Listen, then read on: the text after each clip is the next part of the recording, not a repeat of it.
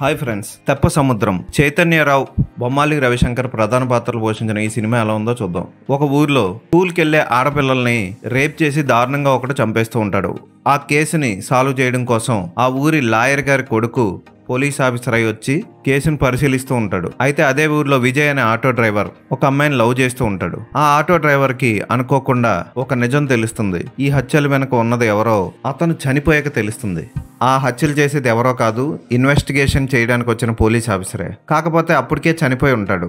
విజయ్ ప్రేమించిన అమ్మాయిని కూడా పెళ్లి చేసుకుందామని ప్లాన్ వేస్తూ ఉంటాడు ఆ పోలీస్ ఆఫీసర్. తన లవర్ ని కాపాడుకోవడం కోసం విజయ్ ఆత్మ ఏం చేసింది అన్నది మిగిలిన కథ. ఈ కథ వినడానికి కొంచెం ఈగ సినిమా టైప్ లో అనిపిస్తుంది.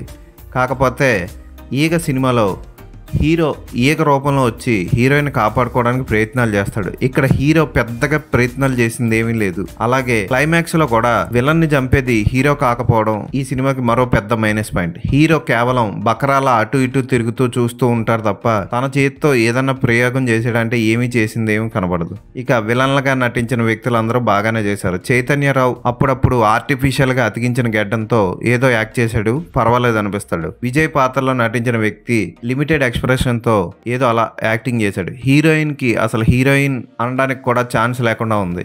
బొమ్మాలి రవిశంకర్ నటన ఆకట్టుకుంటుంది. కాకపోతే ఆ పాత్రని ప్రేక్షకులకు పరిచయం చేసిన విధానం కానీ దాని మీద దర్శకుడు పెద్దగా శ్రద్ధ పెట్టలేదు అనిపిస్తుంది. ఉన్న పాటలు ఇబ్బంది పెడుతూ ప్రేక్షకులకు చిరాకు పుట్టిస్తాయి. ఫోటోగ్రఫీ పర్వాలేదు అనిపిస్తుంది. ఏదో సినిమాకి వెళ్ళాలి అనుకుంటే టైంపాస్కి ఈ సినిమాని ఒకసారి చూడొచ్చు. ఈ సినిమాకి నేను ఇచ్చే రేటింగ్ 2/5.